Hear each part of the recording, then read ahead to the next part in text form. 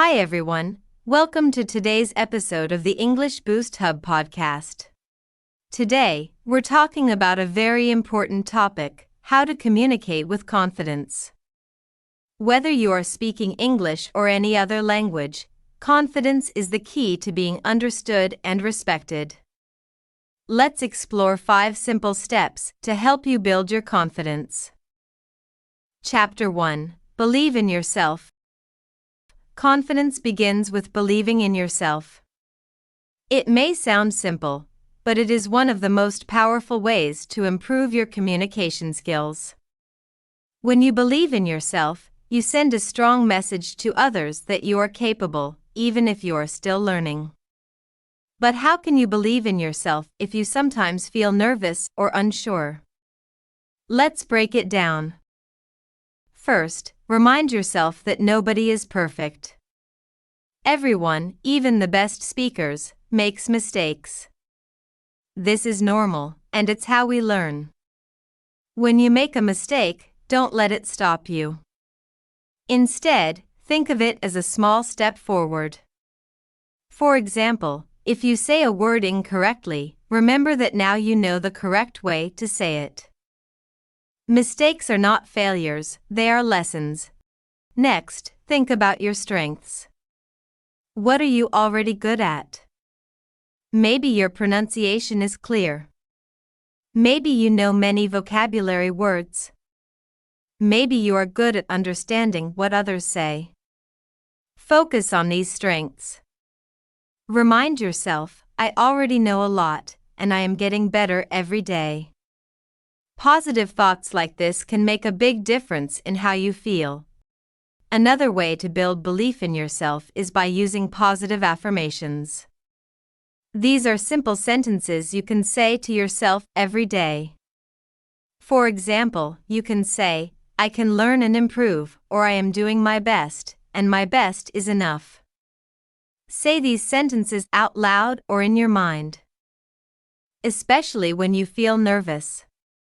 Over time, they will help you feel more confident. It's also important to be kind to yourself. Imagine you are talking to a friend who is learning English. Would you say, you're terrible or you'll never learn? Of course not. You would encourage them. You would say, you're doing great. Or keep going, you're improving. Speak to yourself in the same way. Be your own cheerleader. Lastly, remember why you want to communicate. Maybe you want to make new friends, get a good job, or travel the world. Whatever your reason, keep it in your mind. When you have a strong reason, it gives you the energy to keep trying, even when it feels hard. Your goal is worth the effort, and so are you. Believing in yourself is the first and most important step to building confidence. It may take time, but every small step you take will bring you closer to your goal. So, take a deep breath, smile, and say to yourself, I can do this. Because you can. Chapter 2: Prepare before you speak. Preparation is one of the best ways to feel confident when you communicate. When you are prepared, you know what to say, and you don't feel as nervous. Imagine you are going to give a short speech or talk to someone new. If you have prepared before, you will feel calm and ready. Let's talk about how preparation can help you and how to do it. First, think about what you want to say. If you are preparing for a presentation or a conversation, write down the main ideas. You don't need to write everything word for word. Instead, focus on the key points. For example, if you are introducing yourself, you can prepare a few sentences like, My name is Mia. I am from Japan. I enjoy reading books. This way, you won't forget what to say when the time comes. Practice is another important part of preparation. When you practice, you can hear how your words sound. You can practice in front of a mirror, so you can see your facial expressions and body language. If you want, you can record your voice and listen to it. This helps you know how you sound to others and what you can improve. Practice makes you feel more comfortable with your words, and the more you do it, the easier it becomes. It's also helpful to prepare for different situations. Think about the situations where you usually need to speak English. Are you ordering food at a restaurant? Are you asking for directions? Are you meeting new people? Learn common phrases for these situations. For example, if you are in a store, you can say, "Excuse me, can you help me find this item?" If you are meeting someone for the first time, you can say, "Hi, nice to meet you." Knowing these phrases will make you feel ready and confident. Another way to prepare is to read and listen to English as much as you can. When you read or listen, you learn how native speakers communicate. Pay attention to the words and phrases they use. You can even write them down and practice saying them. This will help you build your vocabulary and sound more natural when you speak. Finally, don't forget to prepare your mindset. Before you speak, take a moment to breathe deeply and relax. Remind yourself that it's okay to make mistakes. The goal is to communicate, not to be perfect. If you prepare well, you will feel more confident and focused. Preparation is like building a strong foundation for a house. When the foundation is strong, the house is steady and safe. In the same way, when you prepare before you speak, you feel steady and confident. So take your time, plan what you want to say, and practice often. Preparation will help you communicate with confidence, step by step. Chapter 3: Practice active listening. Good communication is not only about speaking. It is also about listening. When you listen carefully, you show respect to the person speaking, and you understand their message better. Listening is just as important as speaking because it helps you connect with others and respond in a thoughtful way. Active listening is a skill, and anyone can learn it with practice. Let's explore how you can improve your listening and make communication easier. When someone is talking to you, the first step is to pay attention. This means focusing on what they are saying instead of thinking about your own reply. Sometimes, it is tempting to plan your next sentence while the other person is speaking. But if you do this, you might miss an important part of their message. Take your time and listen fully before you answer. Another part of active listening is showing the speaker that you are listening. You can do this in many ways. For example, you can nod your head, smile, or say short phrases like "I see," "That's interesting," or "I understand." These small actions show the other person that you care about what they are saying. It also encourages them to continue talking. If you do not understand something, don't be afraid to ask questions. It is okay to say, "Can you explain that again?" Or "I didn't catch that. Could you repeat it?" Asking questions shows that you want to understand and that you are paying attention. It's better to ask for clarification than to guess and misunderstand. Remember, asking questions is a normal part of good communication. Sometimes, when you are listening in English, you might hear new words or phrases. Don't worry if you don't understand everything right away. Focus on the main idea of the conversation. Try to pick out key words and use the context to guess the meaning. For example, if someone says, "I love visiting the beach because it's relaxing," even if you don't know the word relaxing, you can guess that they enjoy the beach. Practicing active listening can also help you improve your English.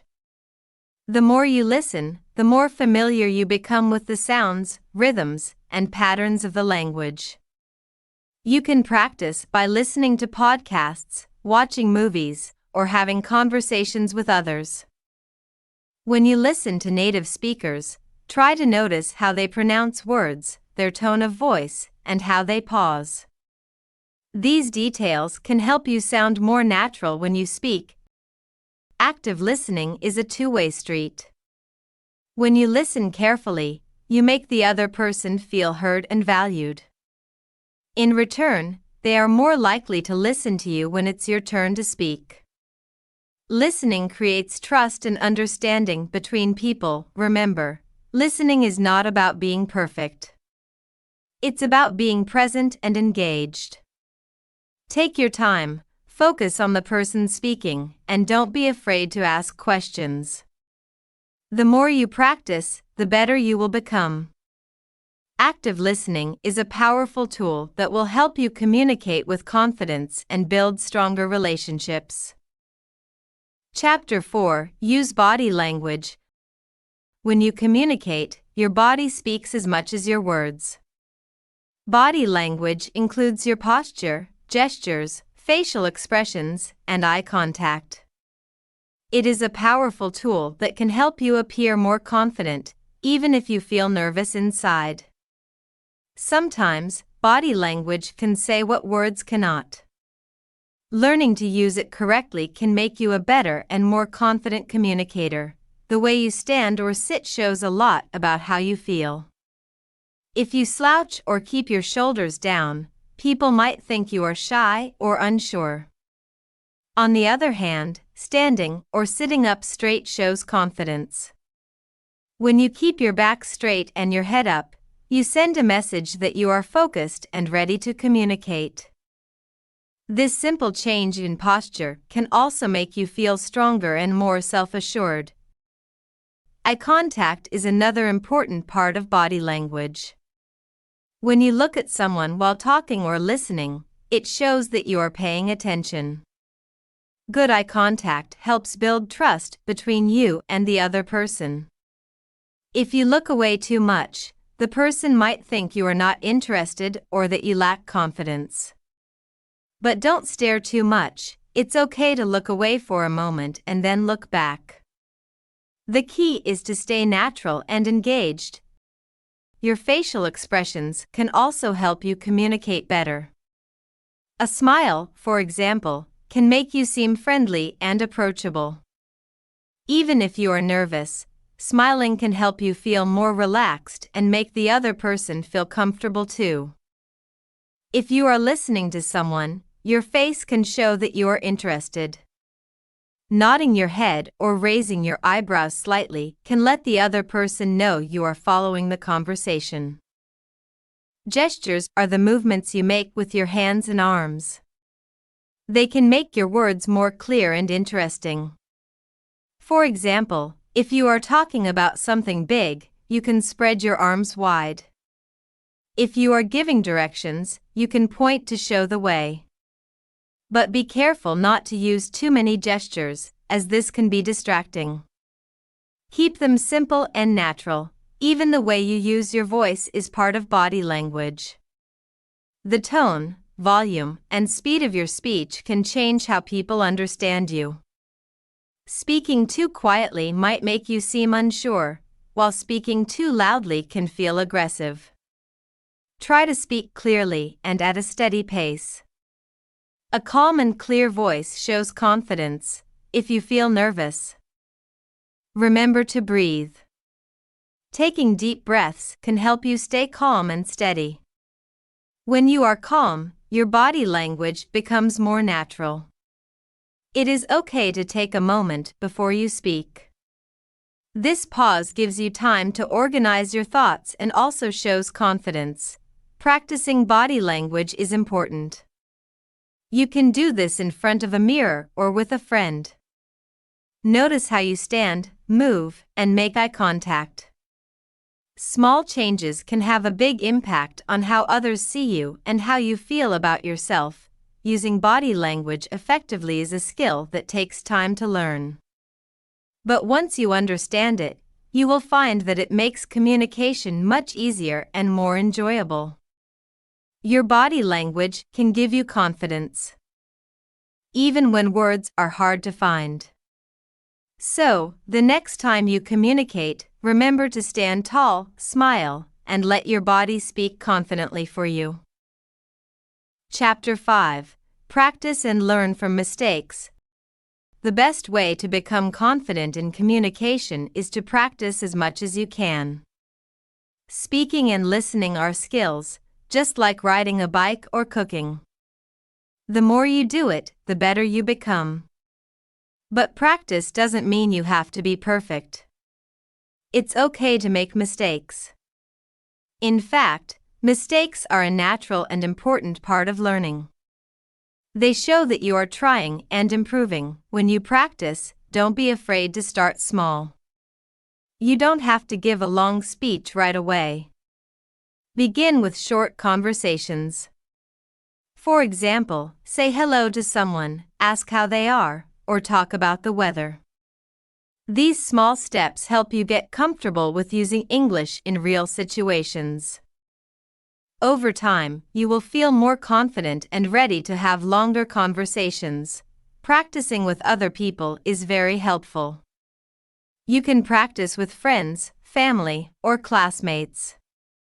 If you don't have anyone to practice with, you can join an English club or find a language exchange partner online.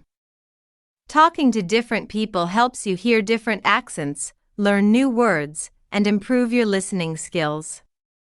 It's also a great way to make new friends and learn about other cultures. Don't let mistakes stop you from practicing. Everyone makes mistakes when learning something new, and that's completely normal. Instead of feeling bad about your mistakes, use them as a chance to learn. For example, if you say the wrong word, someone might correct you. Pay attention to the correction and try to remember it for the future. Every mistake helps you get better. Another way to practice is by talking to yourself. This might feel strange at first, but it can be very useful. You can practice by describing what you are doing, thinking, or seeing. For example, if you are cooking, you can say, I am cutting vegetables.